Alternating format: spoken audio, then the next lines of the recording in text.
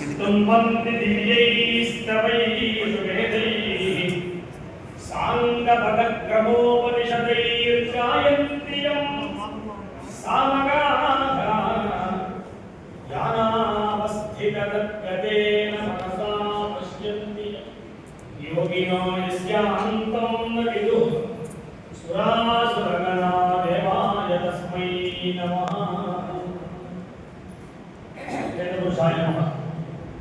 ఇందాక మనం చేసుకున్నట్టుగా విమూర్త్యాత్మకమైనటువంటి స్థానంలో విమూర్తులుగా వేదికలు అలంకరించినటువంటి పెద్దలు 16 మంది గుణపాఠులు అమ్మవారి సహస్రనామంలో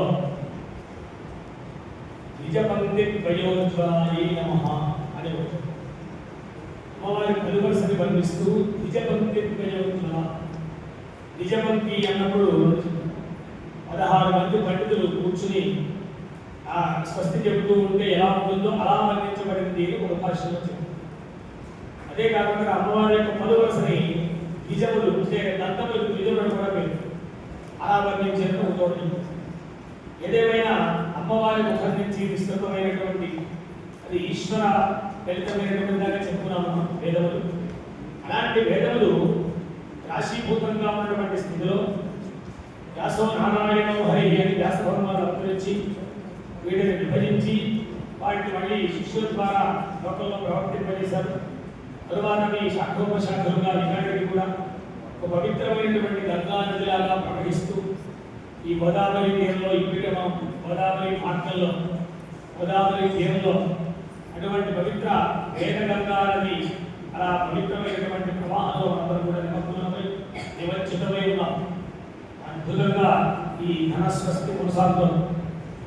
భారతదేశంలో చాలా చోట్ల ఈ ధనస్వస్తి చెబుతూ ఉంటారు. 4 కానీ 6 కానీ మహా అయితే 80. అలాంటి ఇక్కడ 2 ఎనిమిది 16. అది కాకుండా అధ్యయనాలు కాబోతున్నటువంటి వాడు 19 దగ్గర వీళ్ళందరికీ బోధన్యంగా ఇక్కడ కూర్చున్నటువంటి గురుస్థానంలో పెద్దలు ఇట్లా అందరినీ చూస్తే మనం దాదాపుగా 22 మంది కనిపిస్తున్నారు. అంటే 2 11 ఈశ్వరుడు యొక్క ఏకాదశ స్వరూపం.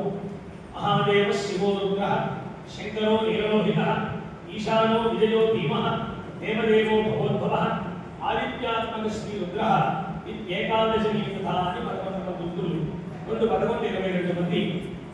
అసలు చూడండి ఇక్కడ దీంట్లో శిక్షాశాస్త్రం వేదం చెబుతూ ఉన్నప్పుడు ఎందుకు వేదాన్ని గురుముఖం నుంచి మాత్రమే నేర్చుకోవాలి, మిగతా విద్యలు ఎట్లయినా నేర్చుకోవచ్చు, బహుశా కొంత గురువు దగ్గర నేర్చుకుంటే తర్వాత వేదాన్ని సాధన చేయవచ్చు.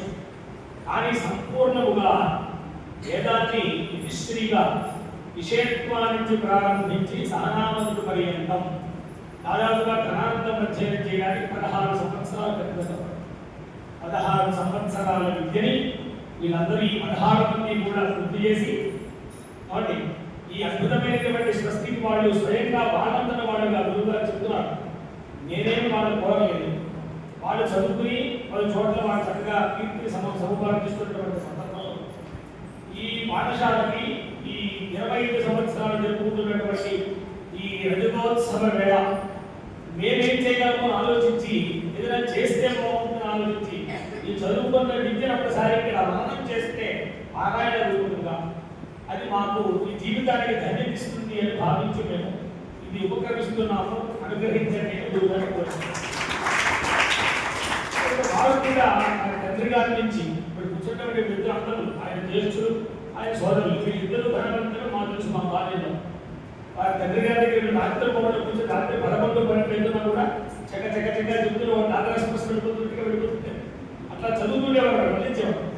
అట్లా వల్లించి ఆయనేమో హైదరాబాద్లో పలు చోట్ల దాంట్లో అధ్యాపనం చేసి ఎంతో మంది వారు మీరు మంచి సమయంలో ఇందాక కొత్తల వారు చెప్పినట్టుగా ఏ ముహూర్తంలో అయితే రాజమండ్రి వచ్చారో కానీ ఆ రాజమండ్రి చదువు కోసం వచ్చి చదువు పూర్తి చేసుకుని భాషాంతం ఈ గ్రామస్తులు చేసినటువంటి ఒక సన్మానం, ఆ సన్మాన ద్రవ్యంతో ఈ పాఠశాలను ప్రారంభించారు.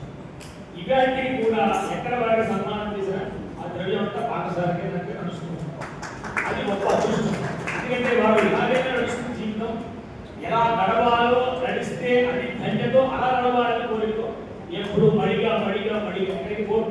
ఎక్కడైతే కాళ్ళు పెట్టడమే, ఆభరణ సామగ్రి కూడా పెట్టుకోవడమే, ధర్మపత్రతో సహా పెట్టడమే, ఎక్కడ ఉండదు ఎదురడమే, ఇట్లా మన జీవితాన్ని ఒక ధన్యత మార్గంలో నడిపిస్తూ, కాబట్టి చెప్పడం కాకుండా చేయడం విశేషంగా ఆచరణ శ్రేష్ఠ అని ఆ గీతలో భగవానుడు చెప్పినట్టుగా ఆచరణ మార్గంలో ఉంటూ లోకానికి కూడా మార్గదర్శకులై గురుస్థానంలో ఉంటూ గురువులకు కూడా ఎలా ఉంటారో అనే స్థాయిలో వాళ్ళు నడిపిస్తున్నారు. వారు 25 సంవత్సరాల వజ్రోత్సవం, ఈ రాబోయేటువంటి కాలంలో స్వర్ణోత్సవం అని, వజ్రోత్సవం అని, ఇందాక మన చెప్పినట్టుగా శతజయంత్యోత్సవం అని, ఇదే వేదిక మీద 100 మంది కాదు 100ల మంది కూర్చొని ధనస్థితి చెప్పేటువంటి రోజు దగ్గరలోనే ఉండాలి, రావాలని ఈ చెప్పినటువంటి ధనపాఠాలను గురించి శిక్షాశాస్త్రం మనకి ఏ అక్షరాన్ని ఎలా పలుకాలో చెప్పబడినది శిక్షాశాస్త్రం. అలా చెప్తేనే అది దానికి గొప్పతనం వస్తుంది. దానికి ఉండేటువంటి స్వర విశేషంతో దాన్ని అభ్యాసం చేయాలి, అధ్యయనం చేయాలి, దాన్ని ఉచ్చరించాలి. అట్లాగే వీళ్ళందరూ కూడా చూడండి, ఎవరు ఎక్కడి నుంచి కూర్చుని 12 మంది చెప్తూ ఉంటే 16 మంది అందరూ ఒకేలాగా చెప్తారు. చూడండి, ఈశ్వరుడు మాత్రం కూడా ఇలా రాదు, 1000 మంది కూర్చొని అలాగే ఉంటుంది. విశేషం ఏంటంటే గొప్ప ఇవాళ కూడా అలా భద్రంగా దాన్ని రక్షించుకుంటూ వాళ్ళు అలా ధారణ చేసి దాన్ని మోసుకొస్తున్నారు అన్నమాట. అలాంటి స్థితిలో చెప్తారు ఇక్కడ, ధన పారాయణం చేస్తూ చతుర్పుర్యా నిజోత్తమ సవై బ్రహ్మ సవై విష్ణు సవై రుద్రో అసంశయ. ఎందుకంటే వేదాధ్యయనం చేసేటువంటి వాడు వేదాధ్యాయి సదాశివ అని మన లోకంలో చెప్తూ, కానీ ఇక్కడ వేదాధ్యయనం కేవలం కాదు, విభూతి పాఠమైనటువంటి ఈ ఘనాధ్యయనం ఏదైతే ఉందో ఘన పాఠం, దీన్ని అధ్యయనం చేసేటువంటి ఇలాంటి కూర్చున్నటువంటి వీళ్ళందరూ కూడా సవై బ్రహ్మ సవై విష్ణు, వారే బ్రహ్మ వారే విష్ణు, స రుద్ర సవై రుద్ర వారే రుద్రుడు. అంటే త్రిమూర్త్యాత్మకమైనటువంటి స్థితి ఆ ఘన అధ్యయనం చేసేటువంటి వానికి లభిస్తుంది అని చెప్పారు. తరువాత కోటి జన్మకు సంపాదం యువదాం నశ్యతి క్షణాత్ శృణ్వన్ శ్రద్ధయా భక్త్యా సహస్రాణం గవాం ఫలం అని. కోటి జన్మలలో చేసినటువంటి పాపమంతా కూడా యువదాం నశ్యతి క్షణాత్, కాబట్టి చెప్పేటువంటి వారికి కోటి జన్మల పాపం పోతుంది అన్నారు. ఇక వినేటువంటి మళ్ళాంటి వాళ్ళు శ్రద్ధగా వినే వాళ్ళకి ఎలాంటి గొప్పతనం అంటే సహస్రాణం గవాం.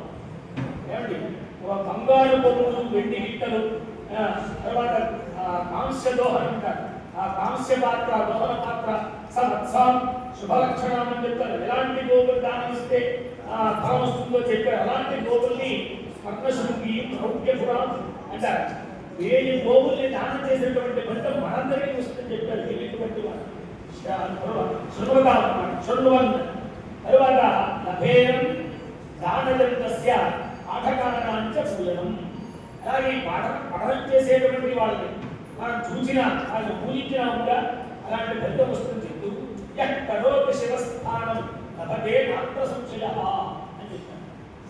ఇంకొకటి, ఎవరైతే చేస్తారో ఈ శ్రవణం చేయడం కానీ లేక ఈ శ్రవణం చేసేటప్పుడు వాళ్ళు పూజించడం కానీ, ఇంతగా చూడండి, అధ్యయనం చేసిన వాళ్ళు, అధ్యయనం చేస్తున్న వాళ్ళు, పఠనం చేస్తున్నటువంటి వారు కూడా వచ్చి బ్రాహ్మణోత్తములకి నమస్కరించి ఫలప్రదానం చేస్తూ అట్లా చేయడం వల్ల పఠతాం శ్రద్ధయా పూజ ఎక్కడోతు నరోత్తమ. పఠతాం అంటే ఇప్పుడు వాళ్ళు చెప్పారు, పఠతాం అంటే పఠిస్తూ ఉండగా, వాళ్ళు అధ్యయనం చేస్తూ ఉండగా. చూడండి, అంటే వాళ్ళు చదువుతున్నప్పుడు అనమాట, చదువుకున్న వాడిని పూజించండి. కానీ చదువుతున్నప్పుడు ఇంకా చేస్తే పూజ కనుక చేస్తే, ఎవరైతే బ్రహ్మలోక నివాసినం నివాసి సన్న బ్రహ్మణ సహమోదతే అమ్మ. బ్రహ్మలోకే నివాసి, బ్రహ్మలోకంలో ఉంటాడు, బ్రహ్మణ సహమోదతే, బ్రహ్మ చేత కూడా ఆనందాన్ని పొందింపజేస్తారు. బ్రహ్మ కూడా ఆనందపడతారు, బ్రహ్మలోకంలో ఉంటారు. ఎవరు పూజ చేసిన వాడు అధ్యయనం అలాగా ఉంటారు.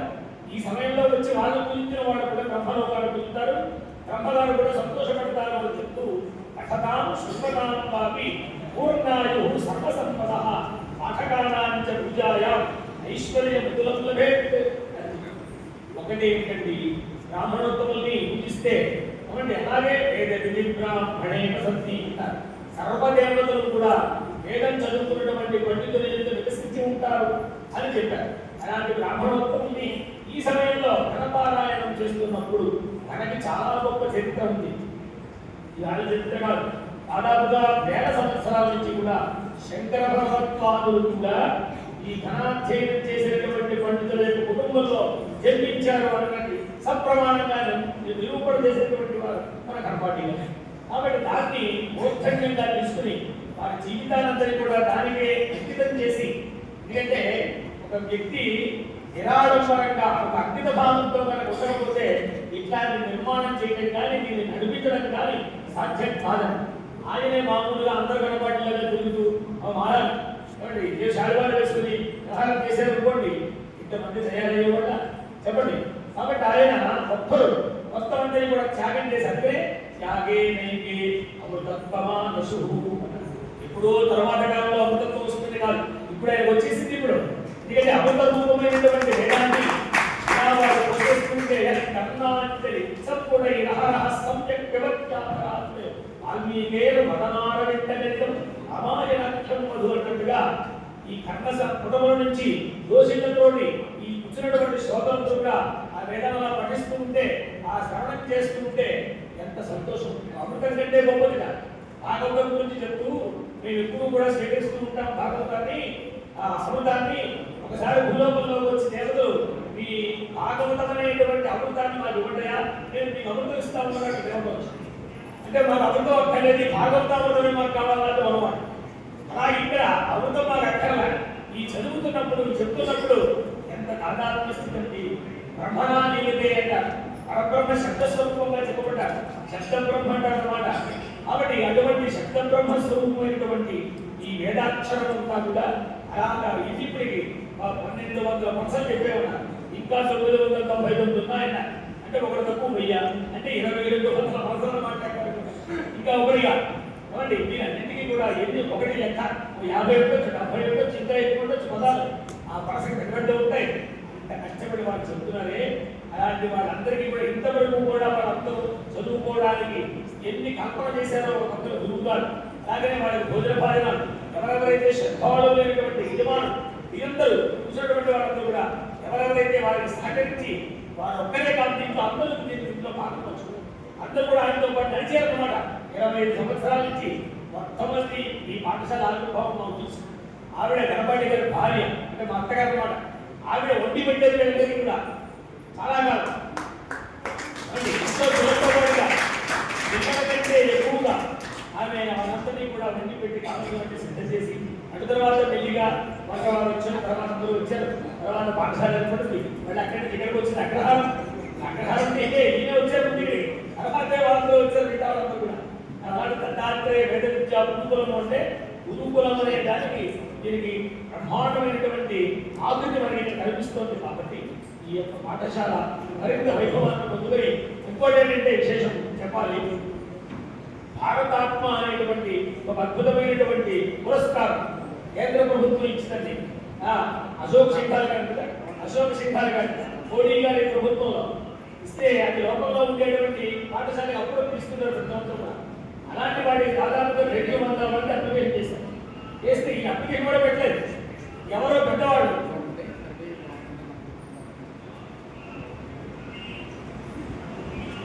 తెలుసున్నటువంటి వాళ్ళు వీరికి ద్వారా వీరికి కూడా చెప్పనించకుండా వాళ్ళకి చెప్తే వాళ్ళు దీన్ని చూసి ఒకసారి ఆ పాఠశాల ముందు ఈయనకి ఇచ్చారు. ఈయన గొప్ప విద్వాంసులు వేద పండితులు అందరూ తయారు చేస్తున్నారు, ముందు వీళ్ళు భారతాస్త్రం ఇచ్చారు. సహజంగా లోపల పండితులు ఇస్తున్నారు, కానీ ఒక పాఠశాలని గుర్తించి పాఠశాల ఇవ్వడం అనేటువంటిది గొప్ప విశేషం అన్నమాట. వాళ్ళు పాఠశాలలో ప్రతినిధికి మాత్రమే ఇచ్చారు. ఒకటి తమిళనాడు, ఇంకొకటి వారాణసి, ఒకటి మన ఆంధ్ర. భారతదేశంలో ఆంధ్రదేశం అంటే ఇవాళ ఎంత గొప్పదో దాన్ని బట్టి మీరు ఆలోచించారు. దాని వాళ్ళు చెప్పిన అంధర్మాధ్రమాల అత్రాపి అభిషేషాక నాల్పస్య తపసంస్థలం ఇవాళ తపకంచము రెండు కూడా పారాయణలో వచ్చినాయి. వచ్చేటువంటి జపమవుతాం అంటే ఈశ్వరుని ఏ 2 అక్షరముల చేత ఈశ్వరుని సేవించిందో వేదమంతా కూడా ఏ 2 అక్షరములు వేదంలో ఉంటే అటు ఉండేటువంటి మిగతా వర్ణములకి అలాగే అక్షాములకి మధ్యలో ఎదురువేద ఉండడం వల్ల ఏ గొప్పతమైతే వచ్చిందో అలాంటి ఎదురువేదాన్ని అద్భుతమైనటువంటి ధనపారాయణ వాళ్ళు చేస్తున్నారంటే వాళ్ళకి మనం ఏమి ఇచ్చినా రుణం తీరదు. మనకి ఏదో ఇస్తామని వాళ్ళు ఏం చెప్పట్లేదు. వాళ్ళకి వాళ్ళు ఈ ఈ పాఠశాలలో చదువుకున్నందుకు గాను దాని ఆ రుణం తీర్చుకోవడం అన్నట్టుగా అదే తీర్పులు గుర్తుపెట్టుకోవడం అందరూ కూడా తన చెప్పేస్తే తీర్పు అనుకున్నారు కానీ ఇంకా ఏమీ కాదు. గురువు గారి మీరు చేయాల్సింది ఏంటంటే ఆ గురువు ఆచరణ అన్నమాట. మనం ఏం ఆచరిస్తున్నారో దాన్ని మనం వాడు చూసిన ఎన్నో నేర్చుకున్నాం పరోక్షంగా ప్రత్యక్షంగా కూడా. ఇప్పుడు నాకంటే చాలా ఇష్టం అందరూ సోదరులందరూ కూడా ఉన్నమాట చెప్పాలి. కాబట్టి ఎందుకని ఆచరణాత్మకమైనటువంటి విషయం ప్రతి నేను చెప్పడం గొప్పే, చెప్పడం ఎవరో చెప్తారు కానీ ఆ చెప్పింది ఆచరించడానికి గొప్పగా కనిపిస్తుంది లోకంలో. అది ఆచరించేవాడిని పెద్ద స్వామి చెప్తారనమాట. ఎవరైతే ఆచరిస్తారో వారిని అందరూ అనుసరిస్తారో అని చెప్తారు. కాబట్టి అటువంటి మహనీయులు ఇచ్చిన తర్వాత కాబట్టి అటువంటి పాఠశాలని విపోత్తర అభివృద్ధిగా దత్తాత్రేయ స్వామి అనుగ్రహించాలి. ఆ పక్కని ఆ గాయత్రి మాట, ఈ పక్కన శంకర భగవత్పాదులు అంటే 3 యుగాలు వెనక్కి వెళ్ళిపోయారు అనమాట. ఆ యుగ దేవత అందరినీ కూడా ఇక్కడ ఆరాధన చేశారు. అసలు మొత్తం వేదానికి వేదం అందరినటువంటి గాయత్రి మాటని అక్కడ నిర్మాణం చేసి పెట్టారు, ప్రతిష్ఠింపజేశారు. కాబట్టి వారి అనుగ్రహం చేత దీనికంటే మించి వారి గురువులు కాబట్టి వారి తండ్రి గారు విశేషంగా ఆయన భారతదేశంలో అధర్వణ వేదం చేరుకొని గుర్తించినటువంటి వారు పెద్దస్వామి వారు కొంతమంది కాశీ పంపించి వారి చేత అధ్యయనం చేయించి భారతదేశాన్ని తీసుకొచ్చారు, ఆంధ్రదేశాన్ని. అలా తెలియని వాళ్ళలో వీరు నాన్నగారు ఘనాంతం అధ్యయనం అయిపోయి వీళ్ళందరూ పుట్టిన తర్వాత వీళ్ళందరికీ ఒక మార్గం ఇచ్చి ఆ పెద్దన్న గారు కృష్ణకరమణి గారు వారు కూడా పెద్దవారి కుటుంబాన్ని అనిపిస్తుంటే వారు కాశీ వెళ్ళి చదువుకొచ్చేటువంటి పిల్లలతో ఉన్నటువంటి వ్యక్తి. అక్కడి నుంచి పట్టుకొచ్చారు ఆ వేదాంతి 2 వేదాలు సాంఘ వేదాంతేట 2 వేదాలు చదువుకున్నారు. కాబట్టి అలాంటి వంశంలో ఉన్నటువంటి ఆయన 6 నడతలు షట్చక్రవర్తులాగా వారందరిలో కూడా అయినా మనందరినీ అతిగా తీసుకుంటూ వారి అన్నగారిని కూడా సంపన్నులుగా తీసుకుంటూ ఈ యొక్క పాఠశాల భద్రంగా నడిపిస్తున్నారు.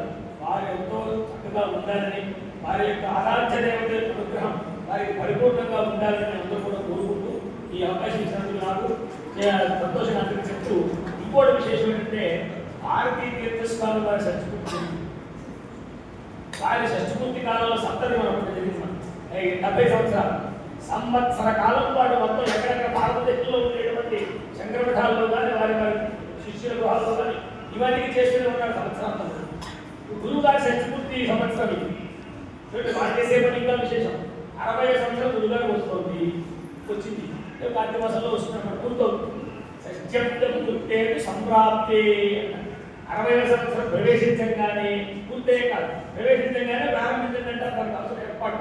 ఆ కుర్రాళ్ళందరూ కూడా విద్యార్థులు 60 సంవత్సరం ఆరంభం నుంచి ప్రారంభించి పూర్తయ్యేదానికి ఇంకో విశేషమైనటువంటి కార్యక్రమాలు చేసుకుంటూ వరుసగా చాలా కార్యక్రమాలు చేసి రామాయణం పారాయణ రామాయణం చేస్తారు 9 చేస్తున్నారు. వేదం పారాయణం అందులో కడపారాయణం ఎప్పుడు వచ్చే కాలంలో మళ్ళీ హోమం వేదహవనం ఇవన్నీ పెట్టి కార్తీక మాసంలో వారి సరిగ్గా పుట్టినరోజు నాటికి ఇవన్నీ కూడా పరిపూర్ణం చేసుకుంటూ అప్పుడు వారికి షష్ఠపూర్త మహోత్సవాన్ని ఈశ్వరానుగ్రహంతో ఈశ్వర సన్నిధానంలో పెద్దల ఆశీర్వాదంతో వారు జరుపుకుంటూ ఉంటే వీళ్ళందరూ జరుపుతారు, వారు జరుపుకుంటారు. ఎందుకంటే ఆయుష్పాపంలో అయినటువంటి వారు కూడా షష్ఠపూర్త మహోత్సవాన్ని చేసుకోవడం ఏం చెప్పారు. కాబట్టి వారు ఇంకా అటువంటి ఆలోచనతో చేసుకుంటున్నారు. కాబట్టి దానిని ఆ కాలం నాటికి ఇవన్నీ కూడా గుర్తు చేసుకుని వారు ఇలాంటి షష్ఠపూర్త వ్రతం ఇంకొక షష్ఠం ఇంకో 60 అంటే 120 ఏదైనా చెప్పిందంటే 120 చెప్పింది. కాబట్టి 60 120 121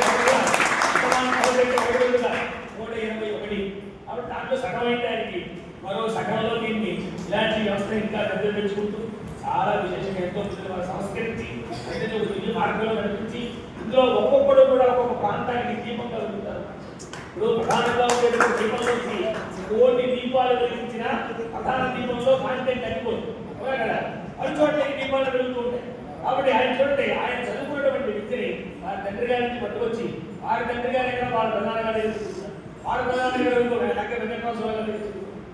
ఆయన ఒకప్పుడు మచిలీపట్నం వస్తే ఆయన నడిచి వస్తూ ఉంటే ఒక తేజ నడిచి వస్తుందా అన్నట్టుగా ఉండేవారు. కేవలంగా ఇలాగ అనుకుంటూ అద్భుతమైనటువంటి మహానుభావులు పేద పురుషులు అందరూ ఎలా ఉన్నారు చూడండి, కూర్చున్నట్టు ఏదో చదువుకుంటే ప్రతి వ్యక్తిని మీరు చూడండి.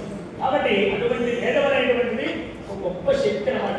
అందులో గొప్ప అక్షరం విన్నా కూడా అలా చదివినటువంటి చదివేటువంటి వాళ్ళని చూసినా కూడా దర్శించిన వాళ్ళని సేవించిన అందరికీ కూడా గొప్ప పుణ్యం చెప్పారు. కాబట్టి అలాంటి ఉత్సవం చాలా వైభవంగా ఇంకా జరగవలసిన ఇంకా పితాలు కూడా జరుగుతుంది. వారు కాబట్టి వారికి నమస్కారాలు చేస్తూ ఉన్నాం. తర్వాత విషయం నమ పార్వతీ